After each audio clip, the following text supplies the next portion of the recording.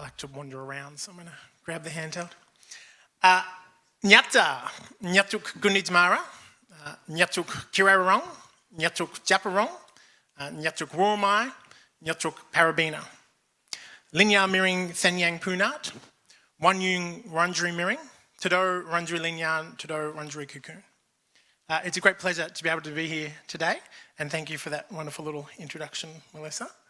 I'm here today to give you a bit of an update about where things are at with treaty and hope to answer some of your questions. So it's a really exciting space we're in at the moment around treaty, and there has been some fantastic news this week around the progress we're making, and hopefully I'll get to cover a lot of that as we go through the presentation. So, treaty and self-determination, that's the heartbeat of my life pretty much, is trying to progress that work. And I'm very proud to be one of the co-chairs of the First Peoples Assembly of Victoria. For those who might not be familiar with the Assembly, we're a democratically elected group of traditional owners from all across Victoria. We've actually had 2 sets of elections now to choose the members of our chamber. The first elections were back in 2019, and the most recent ones were last year. So we're a very strong, robust entity now, having gone through 2 different election cycles. And we've been chosen by the First Peoples community of this state to progress treaty. And it's a great honour to be able to have that role of progressing treaty. I'm working alongside my fellow co-chair, Nagara Murray, working alongside all the other members of the Assembly to progress this really important work. And a lot of the work we're doing really stems from obviously this concept around our inherent rights as First Peoples. Our rights that come from having been the descendants of people who lived on this place here for 60,000 plus years. And we're always very mindful of the rights, the inherent rights we have as First Peoples, as traditional owners of this place. And we are always, of course, also very mindful of the rights that sit within the United Nations Declaration on the Rights of Indigenous Peoples. And so we draw from those things. That's where we draw our authority from to have these negotiations, to represent our community and to progress this really important work. A key part of our work is really about recognising that so much of the past, what's happened since colonisation, has had such a detrimental effect on our communities, on our peoples, across generations now. And so we're really mindful that what we're trying to do through treaty is to remove those barriers that have been put in place by government. It's obvious, I'm sure, for everybody here in this room, but it's not always obvious to other people that there's no inherent flaw in First Peoples. The discrepancies that we see in outcomes today is not because of some inherent flaw we have as Indigenous peoples. It's because of those barriers that have been put in place on us, the discrimination, the exclusion across generations. That is what has led to these differences in outcomes.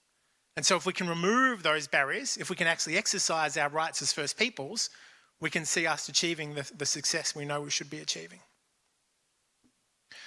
So to help us progress that, we've been doing some really key work across the last couple of years to progress treaty here in this state. And we are leading the way. There are other states and territories making small steps down this path in various different ways. Some have taken some steps backwards, unfortunately, but we are moving headlong here in Victoria. And one of the key things that's enabling us to move forward is some of the really serious things we've already put in place. So when the Assembly was first elected back in 2019, based on a lot of work by our community to put that in place and some legislation that was passed to enable the Assembly to exist, we had a very particular role around establishing the processes for treaty. We've never actually had treaties here in this country before, let alone in this state, so it's a bit of an unknown about what that process should look like. So for that first term, we needed to put in place these processes to enable treaty to happen. And the key 3 processes were around the Treaty Negotiation Framework, which I'll talk you through now, the Self-Determination Fund, and the Treaty Authority. Those are the 3 things that kind of underpin the work that we are doing here as the Assembly. That was our first term. And in our second term now, we're actually leveraging off those things to start these treaty negotiations. But this framework, I've got a copy of it here. It's one of my favourite go-to reads. It's a really, really powerful document. If you haven't had a chance to look at this document before, I highly encourage you to.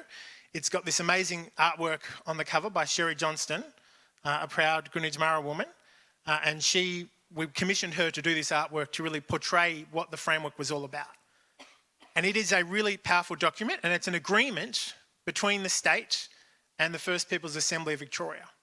And it sets out what this treaty-making process is going to look like. There are lots of really important parts to it. There is a really key part I wanted to touch on though, within the preamble, which I thought I'd just read out for you all so you can get a strong understanding of kind of the tone of the work we're doing here with treaty. So there's two parts here to this preamble that I'd like to read out for you. Since colonisation, traditional owners of country in Victoria have fought for and won back some of the rights and status they hold under Aboriginal law, LORE, and law as recognised by the United Nations Declaration on the Rights of Indigenous Peoples. These rights and this status are obtained and enjoyed under existing legislative recognition processes. The fight for rights and status has been shaped by First Peoples ancestors and is a key pillar that supports the journey to self-determination. The honouring of First Peoples ancestors and activation of inherent rights and benefits as sovereign peoples is now continued through treaty making. The injustices of the past cannot be undone. The state is pursuing treaty making because it is the right thing to do. The state of Victoria needs a treaty or treaties that are reciprocal and that through truth and justice provide far-reaching benefits for First Peoples, for traditional owners, Aboriginal children, elders and stolen people, for a society that all Victorians can be proud of. Treaty making will be for all First Peoples. In the spirit of reconciliation, treaty making will be for all Victorians. A future treaty or treaties should acknowledge truth and healing as guided by the recommendations of the Uruk Justice Commission, enhance the existing laws of this state, bring pride to all Victorians, and have positive impacts for all of Victorian society. So that's a really powerful element of this framework, and I always have to kind of pinch myself sometimes to recognise that this is not just some powerful statement we've put out there thinking this is what we'd like to achieve and that's just kind of owned by the Assembly. This is signed off by the State Government of Victoria and the Assembly. This is a commitment to progress this work through treaty. So, as I said, a really powerful document. I encourage everyone here in this room to take a better look at that too. Another key part of that framework is that it sets out that here in Victoria there are going to be two types of treaties. We looked at all the different models overseas. There has been some different work done overseas, obviously, with other First Peoples, and obviously Australia being the only Commonwealth country that does not have a treaty with its First Peoples has its disadvantages, significant disadvantages, but the advantage is we can learn from those processes that have happened overseas. So we tried to draw from all those different models, and rather than pick any one particular one, we picked all the good bits and left behind the bad bits. And so we have this hybrid model here in Victoria. So we're going to be negotiating as the Assembly, statewide treaty, which will look at systemic reform at a statewide level. But the framework also empowers traditional owner groups at a local level to negotiate their own treaties for local outcomes for their traditional owner groups. So we've got this dual system that's going to be happening in parallel. And when we're developing this framework, there was often a keenness from government to make things as prescriptive as possible, because that's what government likes. It likes to know exactly what's going to happen and when, and have tick boxes to know everything's been sorted and all straightforward. That's comfortable for government. That's not what we wanted as the Assembly. We wanted to have some flexibility. We wanted it to be based on principles. We want it to be based on Aboriginal law. And we're able to, through significant negotiations, embed that within that framework. So that framework is a really powerful example of the way we intend to progress things through treaty, to do things differently, to not just be constrained by the way government has done things or wants to do things, but to find our way of progressing these matters.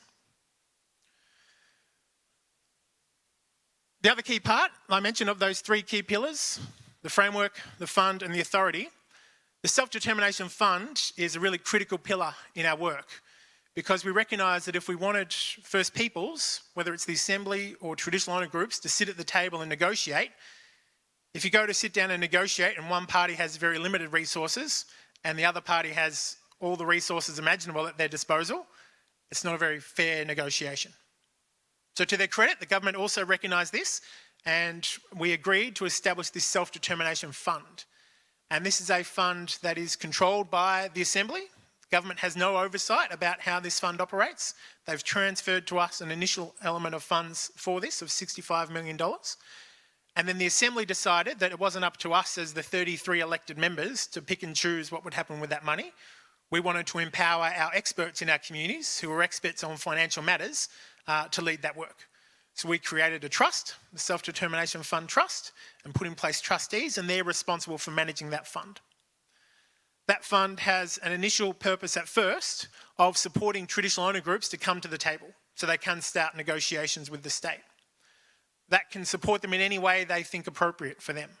Whether that's supporting the groups to come together to have conversations about what their treaty aspirations are, whether that's doing research about other treaty outcomes, whether that's getting lawyers to come and support them. There's a myriad of things those groups can use that fund for to support them in a self-determined way, progress their own treaty aspirations. It has a second goal, though, through that fund, which is to build wealth and prosperity for all First Peoples in this state. To have a resource of funds that we can leverage to benefit our communities. Because one of the significant impacts of colonisation has been that there is little to no intergenerational wealth for First Peoples. We've never been able to leverage wealth to generate more wealth. That's just not been an opportunity for our communities. Has been for other communities, but that's left us significantly behind in the economic space. So this fund will be a pool of resources that we can use to invest in community ideas, to invest in Indigenous businesses, to generate revenue that we can then feed back and support our communities without having to go to the government to ask for funds. We'll have an independent source of wealth to leverage to benefit our communities, which is really, really powerful. So the third aspect, we had the framework, we've got the fund, and we've got the treaty authority. We also knew that if you're going to sit down and have negotiations, things don't always go smoothly, despite good intentions. And if you're sitting down to negotiate with the state and you've got an issue, you need someone to resolve it, it's no good having another part of the state resolving that, because clearly there's a conflict of interest there.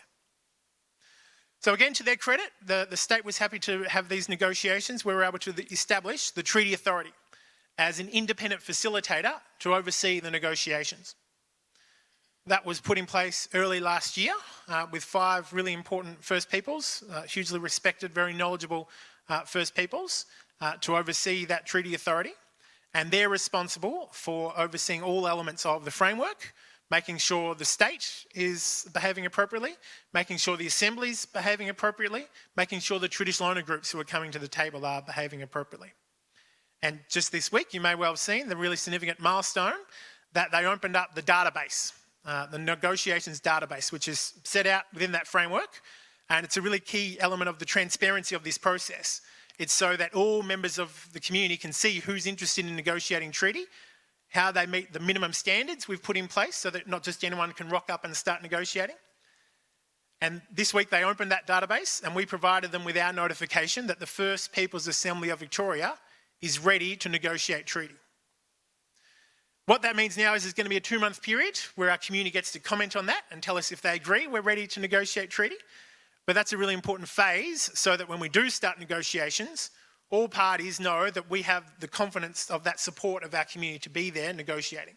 Because what you don't want is a group going off and negotiating and they get some outcome and everyone goes, who were they? We didn't know they were doing this. So this is a really important part of the process to make sure our community's there and understands what's happening, has a chance to comment on how we do our business so we can have that confidence moving forward. So that's the Treaty Authority, and they'll have an ongoing role in overseeing all parts of the negotiations, resolving disputes. And really critically, within that framework, they've been empowered to be able to draw from Aboriginal law, LORE law, and cultural authority in how they resolve disputes, how they conduct negotiations. And the state has agreed to abide by Aboriginal law within this process. So some really significant shifts in how we do our business set out through this framework and through the work of the Treaty Authority. Now, it wasn't part of our initial kind of role within the Assembly to progress truth-telling, but very early on in our term we recognised that in order to progress treaty, we needed truth. So we advocated for the state to establish the Yurok Truth and Justice Commission, and that was established several years ago now, and they've been doing some really, really powerful work of enabling our communities to come forward and tell their stories, share some of the trauma, the impact of colonisation for them, both from the deep past and the recent past. It's been really powerful to enable the commissioners to bring forward ministers, the Premier even, to ask them what's been going on, to really put them under the spot about what's happening for First Peoples and what they can be doing better. Yurok have produced a series of recommendations, and they'll continue to produce recommendations, and they will feed directly into the treaty making process. So all the recommendations, it's mandated as subject matter for our negotiations to sit down with the state and say, how can we make sure those recommendations are actually being implemented through a treaty making process? So we've got these powerful elements already in place here. We often hear, and last year we heard a lot about it, these concepts of voice, treaty and truth. And we already have the voice here in Victoria as the Assembly, the democratic elected representatives for First Peoples. We have the truth telling happening, and we are progressing treaty. So I'm really proud to be part of Victoria where we are making such substantial progress. So what are we actually trying to do through treaty? That's the final big question, I guess. We recognise that treaties are going to be an ongoing change in the relationship between First Peoples and the state. There's not just going to be one treaty at the end of 20 years of negotiation that's a giant big package of everything all together. Our intention is to have multiple treaties across a significant time period to progress things, to be able to seek agreement, exercise that, activate that, and then move on to the next element. Bearing in mind as well that alongside statewide treaty, there'll be local traditional owners progressing their treaties at a local level. So that's happening in parallel. But for a statewide level, what we're looking at for this initial phase, and we're hoping to get these negotiations started in November with the aim of getting agreement on some of these things. This is our ambitious time frame, is to get some agreement on these things by April next year.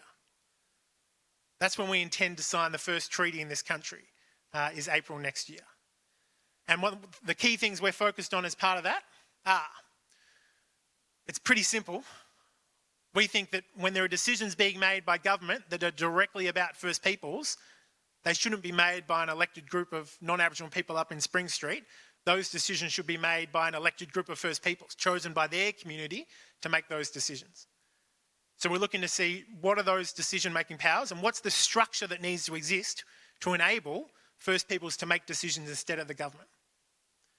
The simplest way I have to describe this idea here is that at the moment, we do have a minister for First Peoples. She makes a lot of decisions about First Peoples. She shouldn't have that role. All her powers should come across to a future assembly. That's what we're striving for. We also know that not all things are going to be able to be transferred across for future decision making for a representative body of First Peoples. There are going to be many different things the government does that affect First Peoples that we won't have decision making powers over.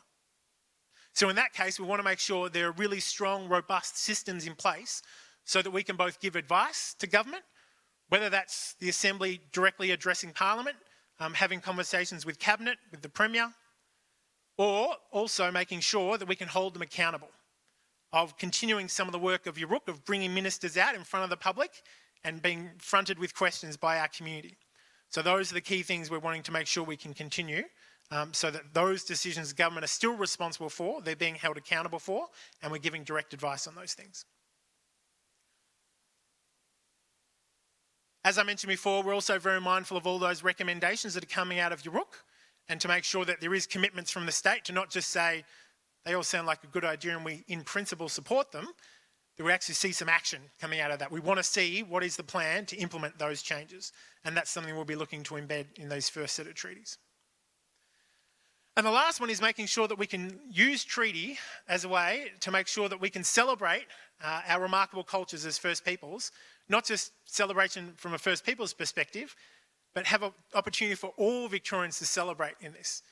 Because as I mentioned when I read out the preamble there, treaty's intended to not just benefit First Peoples in Victoria, it's intended to benefit all Victorians. And we see that ability to strengthen the celebration of our cultures as a key way of being able to do that, of better enabling us to share our cultures, celebrate our cultures with all Victorians. So that's where we're heading to.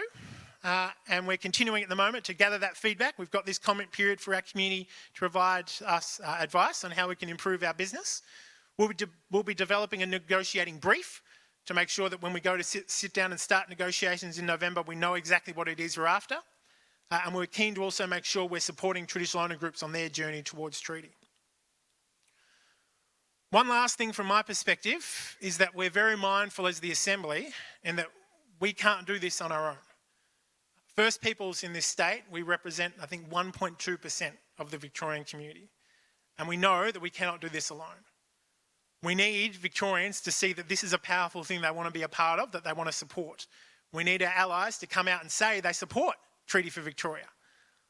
One thing I've been encouraging allies to do is, if you do support treaty, is when you're giving your acknowledgement, as well as acknowledging the traditional owners of the land in which you're meeting, you can just add to that at the end that you support Treaty for Victoria.